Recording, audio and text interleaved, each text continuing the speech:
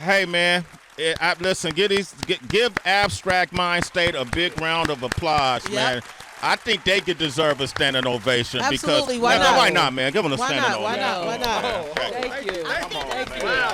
Thank you. Okay, thank you. Thank you, Tracy. This is grace. This is great. Nah, man, I just wanted to say this. We haven't had them on the show for about 4 years. Right. Yeah. And in our first conversation, we found out a lot about who they are and how connected they are, especially to the music scene coming out of Chicago, right? Yeah. We hear a lot of names, No ID, Common, Kanye West, Big Sean, whoever it is. I'm not Big Sean. Not what Big I'm saying, Sean, Big Sean, yeah. I'm bugging. That's Lupe. the truth. Lupe. Yeah, I'm sorry. The Brat. Twista. Crucial. Conflict. And any name you name from that era, they have a connection to some way, form, or fashion. Cootie. From Cootie and Chike. Cootie's my brother, is our brother. Yes, we all hang out together. Come on, man. And so I want to say welcome to the show. And I want to talk about Abstract Mindstate and the influence that you guys have had. We covered a lot of that in our last conversation, but I think it's worth revisiting. So welcome them back to the show. Oh, yeah. Give it up for the one and only EP, The Hellcat. Yo, Give it up for Old School Ice Cream. They are here. They are here. Hey, we never been here. Yeah. We've been on the phone, but we never been here. In the building. That interview was on the phone. That interview was a phoner. Yeah. We wasn't here. That was on the phone. Damn, that was such a good interview. I thought you were in my face. Yeah, it was long. It was long. It was nice.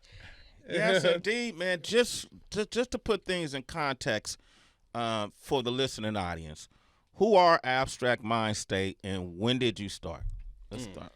So we met at Jackson State and on a bar cart on the way home for Christmas break or something. In the bar cart, you just when you got MCs, everybody just started rapping and they was rapping and I just was listening. Then I just came out of nowhere and started rapping, and Gree was like, "Oh man, you old girl from the yard, I heard about you." And I said the same thing. I was like, "Okay, you dude, I heard about you too." And then we just formed this bond ever since then. And he kind of took me under his wing.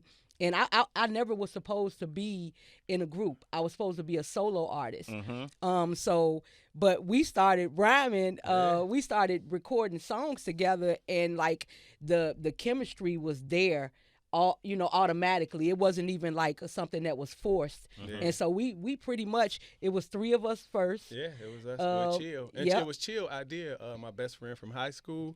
We had got a deal. We had actually got a record deal in Jackson, Mississippi, of all places. What year was this? This was in 1992. 91, either end of 91 or beginning of 92. Okay, and y'all from Chicago. From Chicago. But didn't know each other. But didn't know each other. No. And who from Chicago was out already? Then Common's first album was about 92, right? 92. I think the Brad was wait a out. minute. No. The Brad wasn't out in 92? No. What about Twista? Twista was out because he was, wait a minute. Mr. Tongue Twister, that was 93.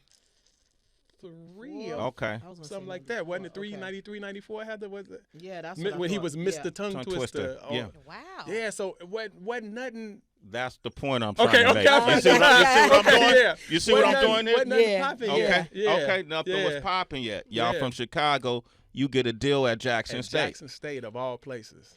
I'm sorry, just to interject, Common, I just looked up. Can I Borrow a Dollar came out in 92. 92. So I'm not, okay. but not sure what So month. we met in 90, and by 91, we were a group. Okay. In 92, we were trying to really go somewhere. I got serious about it. He already was serious. Right? She was supposed to be my artist. I was it. supposed to be grooming her because she was like a crazy, dope female MC. And I used to love female MCs. I'm a dude that's like a historian when it comes, especially females. I was Cookie Crew, Shazzy. Yeah. Oh, wow. Yeah, he got the cassettes. No, he got billions of Sequence. For real. Yes. Wow. Sequence, Finesse and Quest. Wow. The Poetess? The Poetess. Yeah. The group, she was in the group first. what's my girl name? D Barnes. Her Conscious Daughters. Conscious Daughters. Yeah. I knew everybody. West Coast. JJ Fad. Everybody. I was a super female. So meeting her was like, oh, I got this dope female MC on my squad. Right. So it was like a pride because I loved everybody who know me from school. They know this boy Ice Green and these female rappers. I really was gone. What is it about female rappers, or what was it? Because I don't know if you still have the same love. But I do. Okay. Well, what is it about female rappers that draw you in so close? Because like it's twisted as a sound. You know, I understand that this is looked at as MCN is looked at as a male-dominated field. Mm-hmm. So the ladies, you guys impressed me so much to hear the females come off, I would say, like as strong as a guy. Mm-hmm. And it was like it was just dope. It was something attractive to it to me. Mm-hmm. I was attracted. EP tell you, I was like addicted to female rappers. I had every female rapper that ever came out. I got their stuff. That's dope. You know, you got everybody that ever came out. You got that stuff. Yeah. Well, I want to stress for the importance of the listener how important you've been in the development. Ice Gree, old school, all that Ice Gree, whatever you want to say. I'm all of that. Feel free, however you say it. Okay, because you know we're talking about abstract mind state, but you also, when did you start working for Loud Records? Oh yeah, that was 95. Graduated in 94, but we had met the Alcoholics and at Freaknik 90 at Breakout first. It was this event that was supposed to be bigger than Freaknik in Mobile, Alabama called Breakout. When I say everybody was there, all of who was there. Jay wasn't hot yet. Original Flavor was hot, and he was featured on Can I Get Open? So we knew so we knew who Jay was, because it's a little story, you know what I'm saying? Right. Don't let that go by. You know it, y'all. You know I heard it. Right. Can I get open? Yeah. All right, go ahead, my bad. No, but it went from there, and we met Tash, because how I met Tash is because me and Kamikaze from Cricket Letters, Banner Old Partner, was battling Jay-Z and Ski. Ski Beats? Yeah, Ski. Yeah. From Rocker Block? Yes. Yep. I got the picture of me, him, Dame, and Jay from back that day. You battled Jay-Z? Yeah. What did I was a battle rapper. I ain't cold like that no more. Let me just put that out there. But I was a beast. So how did that loss feel? No, you know what? I'm going to tell you something. In all honesty, you know when hip-hop bust me out one day, we was in Baseline back when I was with Ye, and he was like, Ice Green said y'all battle. And Jay turned around like, oh yeah, tell me about that. I was like, oh. I'm like, this dude that travel the world, he's super big now. I don't want to talk about this. Like, you know what I'm saying? It was Mobile, Alabama, thing called Breakout. Everybody was there. Eddie Griffin, like Freeze Love, everybody was there. But the city didn't turn out. So because the city didn't turn out, we end up all kicking it with each other. So now we kicking it with all of the top guys. Like it was. So anyway, Tash connected with us because he sat there and watched that battle. And I started hanging out with Tash. He took us to his room. We met J-Ro, E. Swift, Anthony Andrews. They call his name Izai. Andrews I became so close with Andrews, and he did that famous thing. Man, if you ever come to LA, look me up. Let's just say fast forward. He called me like after my graduation and was like, hey man, I got an opportunity for you. My girl Noah Ochi needs you know Noah, right? I know Noah. It needs an assistant over there in publicity at Loud. I said Loud Records, Loud 95. That Crazy, was huge. That's a Def Jam. That's label. like Def. Yeah. Exactly. Right. Loud 95. Yeah, You cannot touch Loud 95. And I got there very beginning. We talking about coming out of 94. He had me an interview with Noah. I flew out here, got an interview. She hired me. I was working at Loud, and I worked there the whole year. I worked actually 11 months. I didn't make it to a full year. I worked 11 months, only built for Cuban Links, took the whole label over budget. Steve overspent, and he had to let a receptionist and me go. Oh, wow. Yeah. That's but crazy. I worked Mobb Deep the Infamous. I worked only built for Cuban Links, and SRC Red was Hot Lover Tone. Yeah, remember we used to say SRC? That was SRC. That was then before it became Street Records Corporation. Later as a label, it used to be Steve Rifkin Company, which was the promotional side. So I worked Old Dirty, 36 Chambers, and I named those because I got the plaques on the wall for that work. You know what I'm saying? Come on, man. So yeah, man. So who won the battle with you and Jay-Z? Okay, you ain't gonna let that go. Quick answer. The quick answer is Jay actually called it because back then, man, we was going back and forth. And Jay said, look, he was the one stopped it. He said, it don't seem like nobody gonna stop. So we just gonna end this right here. Wow. And it just ended. It wasn't no like we killed them or they killed us. I'm gonna say that did not kill us. Okay. Like it was like, let's stop because nobody. Would you say it if they did? My question is, did he remember when you told him in the studio? Oh yeah. No, not really. He was kind of like giving me that.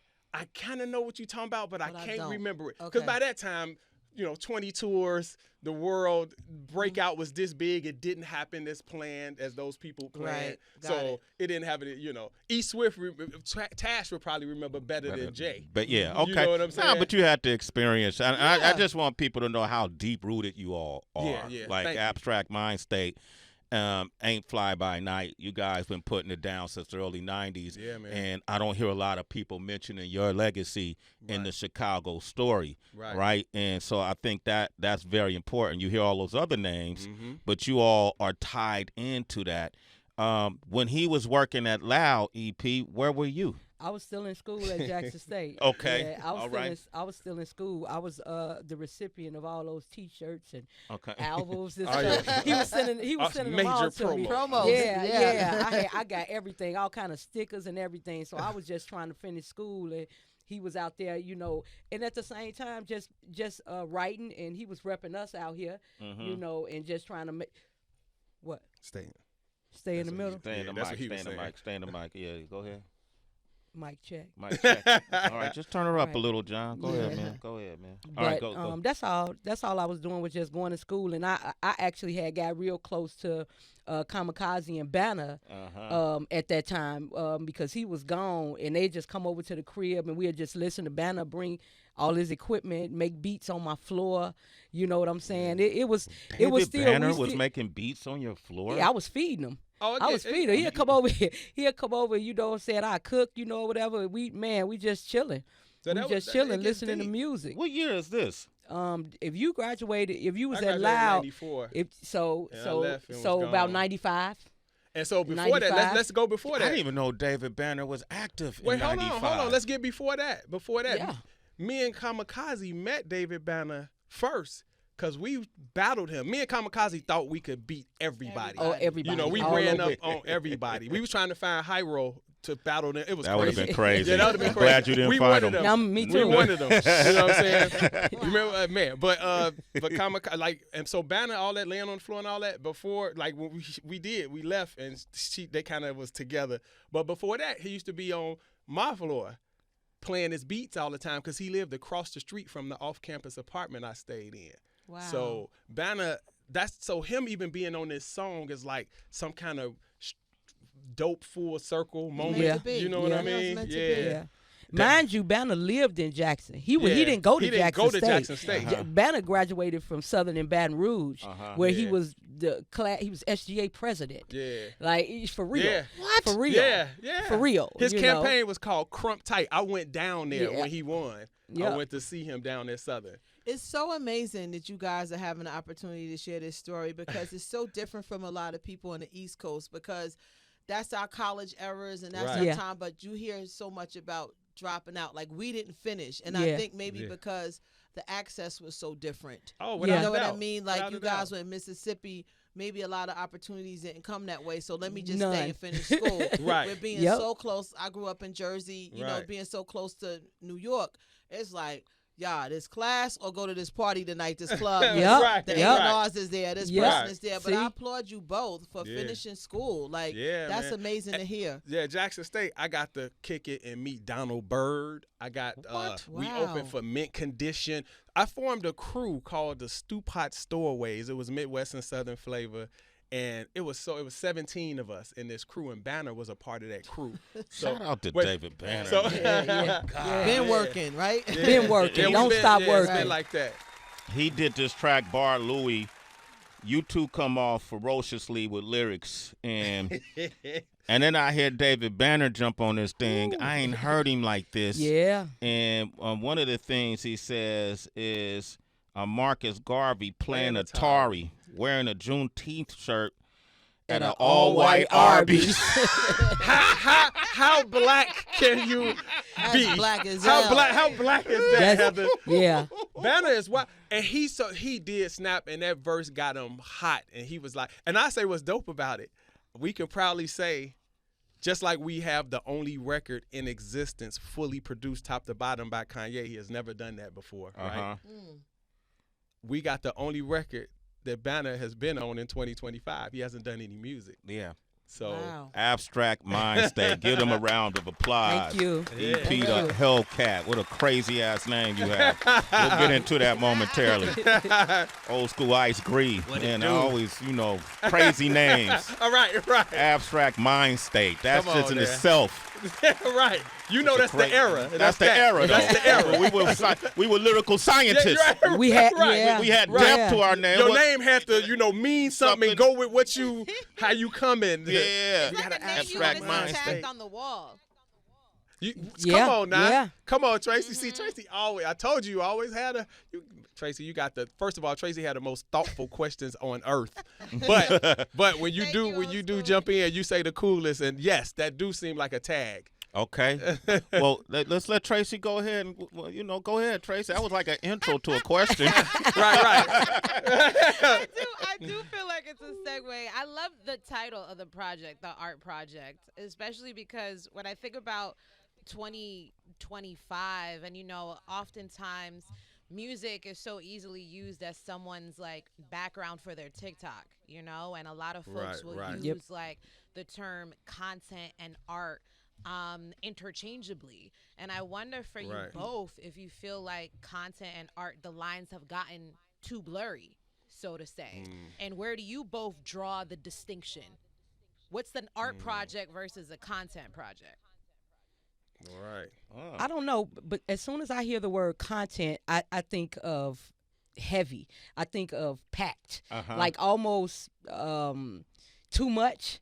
Like content seems to me like it's heavy, like it's very, very surface.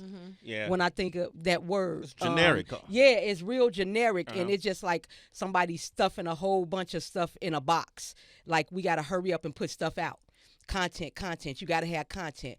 But when you got to have, when you got content, you also got to move people. You also got to, you should want to stir people's spirit. You know what I mean? And like with all of that content, if you steady putting stuff out every day, every night, how, how deep can it be?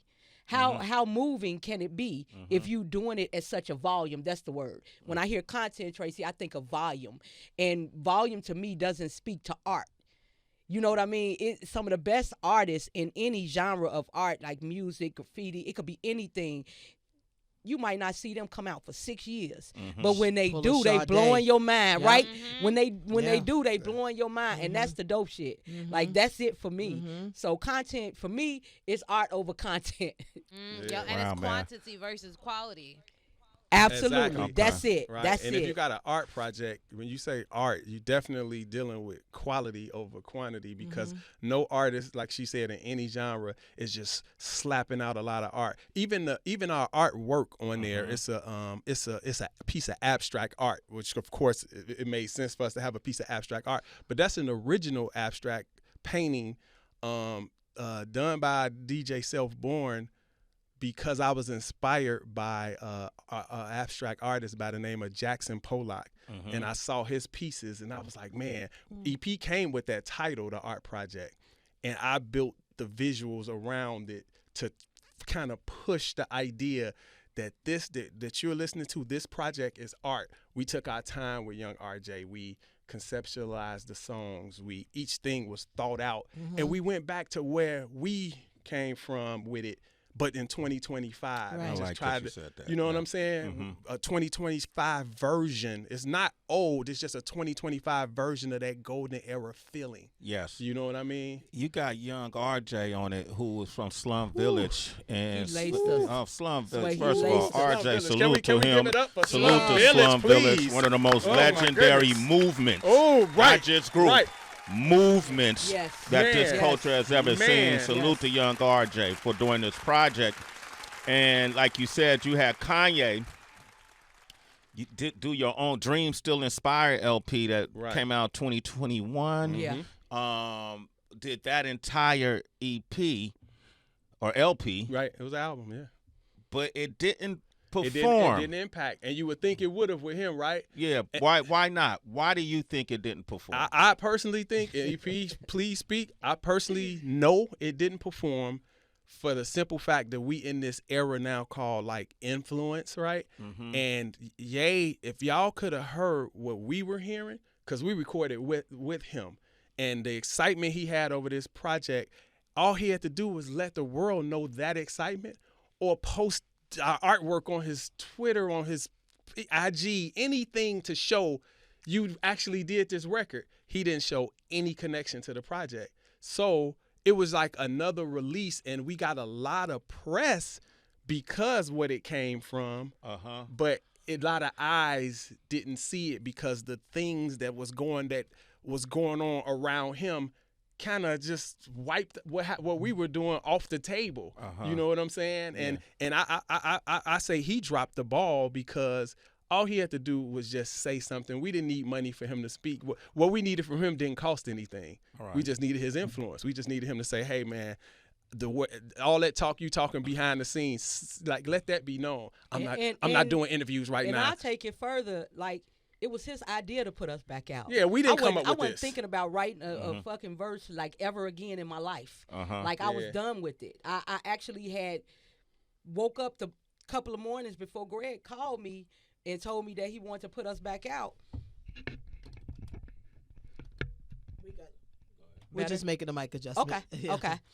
Like, Gree had called me, I think it was like a Friday or a Monday or something, but just a few days before, I got up, looked in the mirror, and I just like said it. I said the words like, hip hop is out of my system.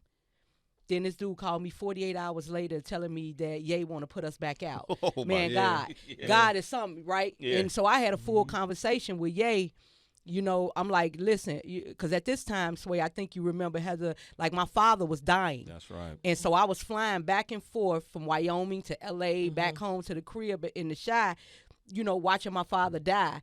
And I just told Ye, I was like, don't be a half a blessing. Don't bullshit us. You know, I got other things that's way more pressing than this. You know, and he was like, nah, I got y'all. I was sold. Yeah. I was sold. Yeah. So for him to go through and, you know, boost all of this up, had all of these people interested, and we meet all of these different people in Wyoming with people he already knew. I didn't know him. But it was so much hype inside the camp about our album that it was the first album, like, at the top of the list on the whiteboard. Like, it was crazy. Who else was on that board, though? Nas. Tiana Taylor, Nas. Yeah, it was Tiana Taylor, Nas. It was those 5 albums in 5 weeks. Yeah. We were supposed to be the surprise 6. Yep. We were so happy that didn't happen because I was telling him, I was like, bro, everybody know, everybody but us. You know, ours got to be a little different, and it worked out that ours couldn't come that fast, so it was like, okay. But he still like dropped the ball though. You know what I'm saying? So I've talked to a few people since, you know, he dropped the ball, and a lot of people say that, you know, if you look at it out of one lens, the blessing was that he did a full album, and so yeah, you can look at it that way. Yeah, he did a full album, and he hasn't done that for anybody. He called us back out. He saw that in us, and that's cool. But at the same time, this was his closest friend. So you drop the ball for your closest friend. You do all of this boosting, all of this shit. And this man right here was there for him and knows stuff. Listen. I'm telling you. In the darkest hours. I'm telling you, seriously. And for him to drop the ball on that, I mean, put a T-shirt on, nigga. We got, you know what I'm saying? We got merch. Wear a T-shirt. Do anything. If you'd have just put in your chat, Abstract Mindstate, our lives different. Our lives different. I agree. That's how much influence he had. You get what I'm saying? So, we saw our album was out. The only album on Yeezy Sound, a label he created that he wanted me to run with him. Our album out, and he does this Donda thing in Chicago. And we looking at everybody on this house and all of this. And he put our album out, and he didn't even ask us to come out to Soldier Field. We didn't do that. We had family and friends and shit just knew we was gonna be there. Yeah, it was crazy. It was nuts. It was crazy. I don't know. It felt like in the moment that he was trying to distance himself from it, but He created let him it. tell it. He created it. Let him tell He it. came up with this. This was his dopest project since College Dropout. Yeah, that's this how he is his felt. words. Yeah. But you was his best friend, or close friend. No, he called. That's what he called. That's what he called. That's what he told me I was. But I would imagine that being that close to Ye, that you could see a pattern in how he would move, and considering all that he was going through. Put it like this. Here's what I mean. Yeah, I know exactly what you're saying. State and everything that he had been through. Yeah. Why would you expect it to happen the way it said it was going to happen? Because I just looked at and you can even say even without that, just the pattern of how he did everything. Right, it was always inconsistent with everybody. Right, but the difference between all those everybody's was on him and riding him. Me, I never asked for nothing. I didn't want nothing. This was his brainchild. Mm-hmm. He came to me. This is some epiphany he had, and you know what I'm saying. And he talked me into it. I wasn't gonna do it. Mm-hmm. I wasn't gonna do it at first. Well, he cursed Sway out up here. Oh, come on, after he gave Sway his first TV. You know, guess what? You just gotta expect it. Right. Heather, you ain't had nothing to do with it. Listen. Hey, I was the TV. He cursed Sway ass out, and I wanted to fight him. Right. Sway told me no, I was gonna get in trouble. So we just have to expect it. But I think sometimes as we have more experiences, we gotta look at like maybe there's a blessing in this that hey Heather, if I see him, I don't know what's gonna happen. If I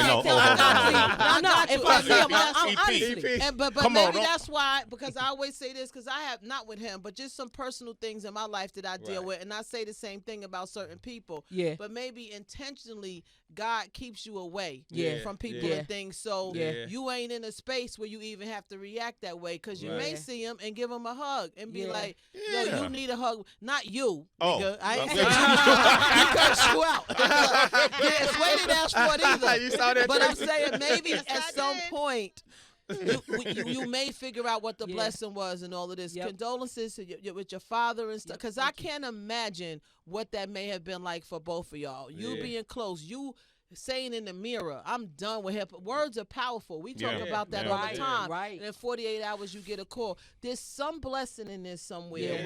Maybe it hasn't been revealed yet. So some key people liked that album, Dream Still Inspire. Okay. One of them was Young RJ. There you go. And he said, that's all, just speaking life into it. Mm-hmm. RJ was like, "Man, this was a great project." Wow. He was like, "I hate it wasn't handled correctly. Y'all deserve more." He said, he looked at me, he said, "Give me a shot." He said, "Y'all deserve another shot. Give me a shot." He said, "Give me a shot to do what he did, but we'll support y'all." And there's the blessing. Ye did that album. Right.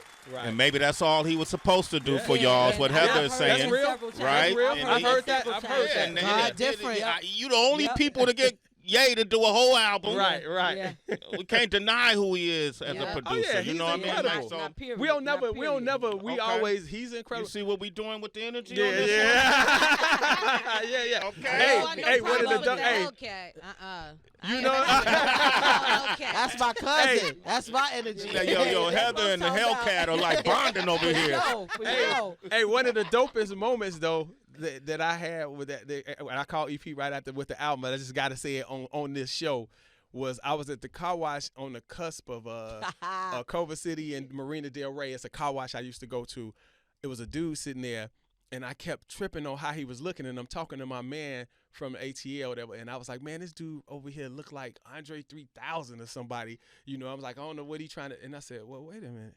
And he pulled a flute out the bag. I said, "Dog, that's Andre 3000." And I was like, "I don't know what to do." You know what I'm saying? He pulled a flute out in 22. Right.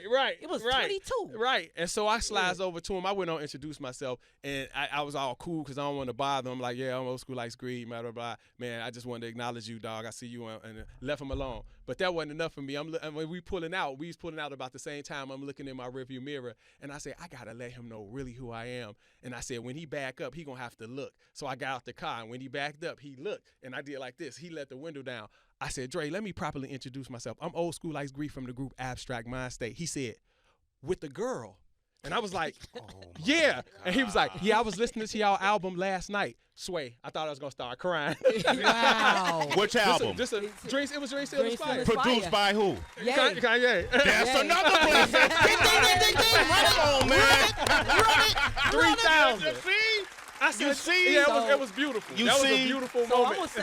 I'm gonna say this. One of the biggest things that come out of Dream Still Inspired for me, the most precious thing to me was the ability for RJ to see something in that project so much that we got to go on a European tour. Yeah. We did the Pacific Northwest tour with them, the little small leg. Yeah. And the camaraderie and the energy, like we jammed so good with him. He was like, man, y'all wanna go to Europe? That's been our dream. Yeah, that was our dream. From the beginning, Heather. From the very beginning. From the inception of Abstract Mindstate. We that wanted was our to dream. tour Europe. Wow. And Slum Village took us. RJ invited us. And Slum when Village I tell took you us. over there, we walked over there. And we performed that album like the whole nobody. tour. We walked over there like nobody. It was a few people who knew where we were from Dream Still Inspired. Yeah, they did. But when we got on stage, wow, it was like everybody knew who we were. They didn't, but it felt like that. That was the energy. See, and that's what I mean here. And Sway saying shifting the energy. Sometimes God is like, you just need a little bit. You know that faith of a mustard. Here's a little bit. Right. Yeah. I don't care about that other stuff. Yeah. You need something to get the bigger dream. I talk about the mustard seed on the song Church Shoes. See? On the new album. You just needed that mustard. That mustard seed. That's right? it. And then look at the world it opened. Come on. Salute to Ye. Yeah. Salute to Ye. I still thank him. You know, because that's something. Right. That's something. And I walked. Right. Hey, I remember. Hey, but shout out to young RJ though 100 times. Hey, crazy Tracy. I remember walking in the Energy Center when I first got to LA and we was getting ready to listen to some beats or whatever. I walked into Ye and I said, he was like, EP, and he came and hugged me. I was like, what's up, brother? He was like, man, it's all good. I'm so glad you came. I said, motherfucker, you know Dr. Dre couldn't get me out here. You the only motherfucking producer that could have made me leave Come on. Yeah. There you go. Yeah, I said it. She did say it. And so if that project didn't happen, this amazing song about being spiritually grounded and you know, and keeping your senses about you on this project, the art project called Gravity. That RJ produced may not have happened. Yeah. Think of that. Yeah. All right. Yeah. Let's play that song, and we're gonna come back with Abstract Mindstate. I don't say this at all in none of the interviews, but you know who used to do the hook? Who had the original hook on this? Yeah. Before Brittany Carter, Bahamadia was on it. Wow, really? Shout out to Bahamadia. But it's a story behind that. Wow, okay. But she's not on it now. Brittany Carter is on it now. Bahamadia wanted the verse. I ain't mad at her. Okay. We wanted it. We ain't had time. Yeah. We wanted her verse, I ain't but mad at it. She from Philly. She's a spitter. She is oh crazy. man, listen. She's a spitter. It's about. I'm the opposite of him. You know. I wasn't a female MC fan. I only had you, Latifah. Light. No. No, I wasn't a Light fan. I wasn't a Light fan. Heather, Latifah, and later Lauren. That's a good top three. It's just what it's just, and then Rod Digger. Yeah, Rod Digger. But see, here's the running. Do you hear the common denominator in that? Latifah, Lauren, Heather, wait a minute, Jersey. Rod Digger. All right, play the song. Wait a minute. Play the song, man. Hold on. You poured that one out. Because wait a minute. You got me. To that. Sway, I've never paid attention to that. That's fucking nuts. Yeah, I've never paid attention to that. Oh my God. You like Jersey. Can we play Gravity, please? I might be from Jersey. Please, I might be from Jersey. What up, cousin? That's Abstract Mindstate. The name of that song was Gravity. Sounds great. And it's on the Art Project, which is available now. These two, I just wanted to jump into this history so you understand that they're pillars when it comes to the Chicago hip-hop scene in many ways, right? And even more currently, we witnessed another Chicagoan. What do you call them? Chicagoan? Yeah, turn your mic on for me. Hit that, all right. And hit. Okay, yes, you do. You've been in the studio. Just push the red button. Okay, there we go. There you go. Chicagoan. And it made me think of Jay Ivy. Oh, yeah. Come on now. Yeah. Who you are also connected to. Yes, yes. And there were a lot of people instrumental in the Grammys actually recognizing poets separately, right, in their own column and category. Right. What is it, adult contemporary? Adult contemporary hip hop. My thing. Yeah. What do you mean your thing? Well, because I wrote the proposal and submitted it to the Grammys to try to expand the category of the rap category. He created it. Yeah, He created that was my ACH. thing. That was my. You yeah. created He ACH? That's my thing. Yeah. Wow. He created it. Yeah. Like in real life, like wrote it down. He created it. What do you mean created it? Nobody was saying adult No. contemporary Somebody hip may hop? have been saying it, but nobody tried to take it to a real level. You know what I'm saying? Recognized. I did the work to make it real, and it got picked up. The Grammys passed on it twice actually last year and just the last month.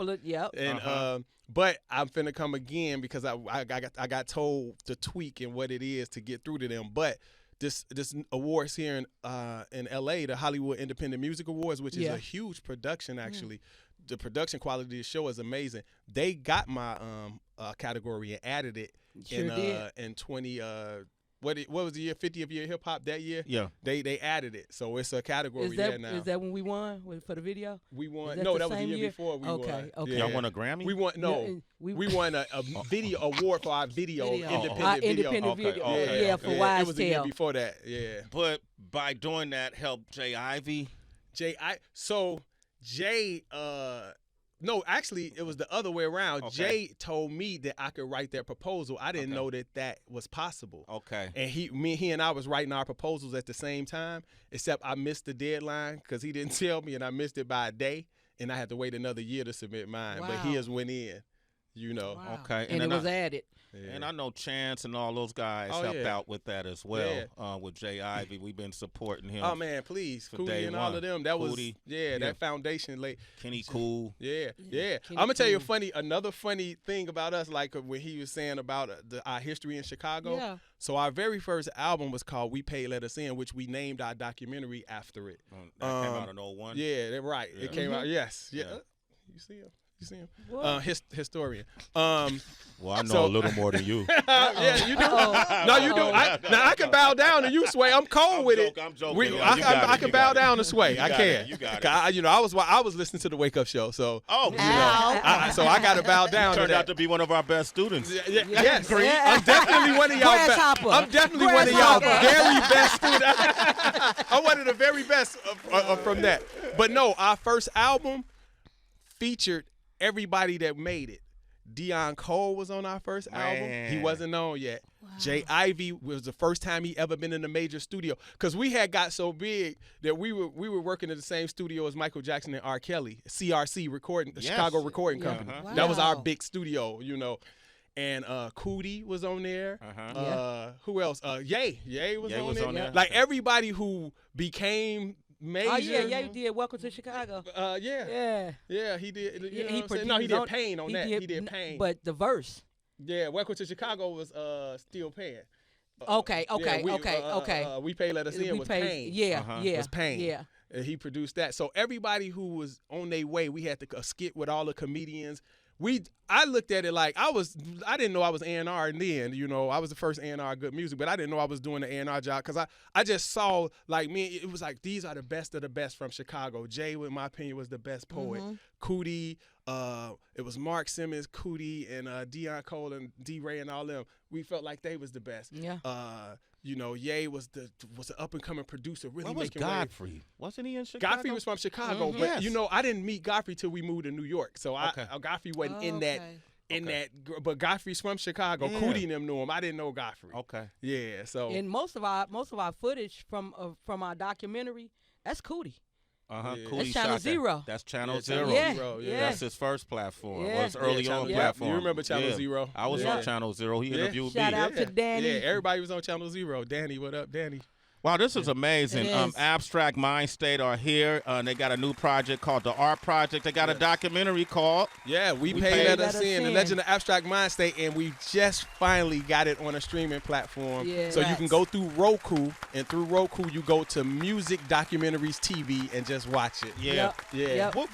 Now, did you find yourselves ever adjacent to some of the younger artists that have come from Chicago when the drill scene started to rise? Were you guys tapped into that at all? Or what did you think when you start hearing that genre hit the world?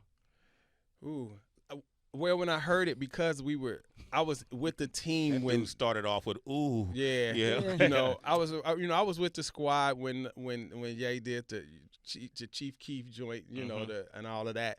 But the drill thing, we didn't really connect with. You know who we did connect with? And he was actually supposed to have been on Gravity, was Vic Mensa. Oh, man. Vic wanted to be on Gravity.